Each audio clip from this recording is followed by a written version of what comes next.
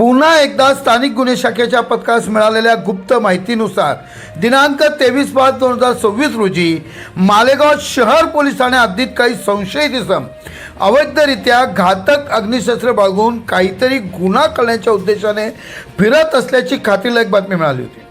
त्याप्रमाणे स्थानिक गुन्हे शाखेच्या पथकातील अधिकारी व अंमलदार यांनी मालेगाव शहर पोलीस स्टेशन हद्दीतील मास्टर मॉडर्न टेलरच्या दुकानाच्या बाजूला विजयनगर परिसरातून 2 संशयितांना ताब्यात घेतले।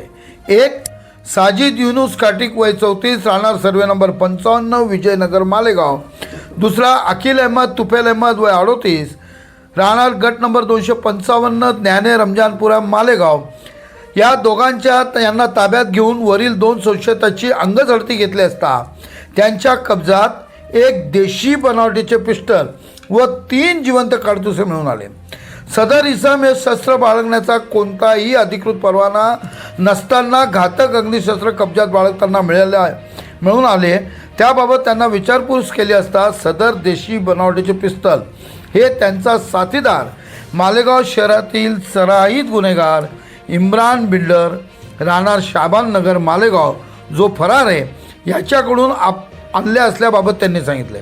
यातील आरोपी हे विनापरवाना बेकायदेशीररित्या घातक अग्निशस्त्र कब्जात बाळगताना मिळून आले म्हणून त्यांच्या विरुद्ध मालेगाव शहर पोलीस ठाण्यात गुन्हा रजिस्टर नंबर 154/2026 भारतीय हत्यार कायदा कलम 3/25 प्रमाणे गुन्हा दाखल करण्यात आलेला आहे।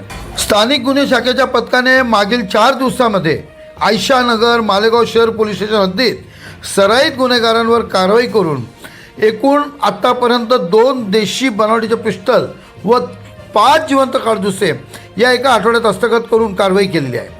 सराईत गुन्हेगारास प्रतिबंध होण्यासाठी वरील प्रमाणे कारवाई सुरू राहणार असल्याचे सांगितले।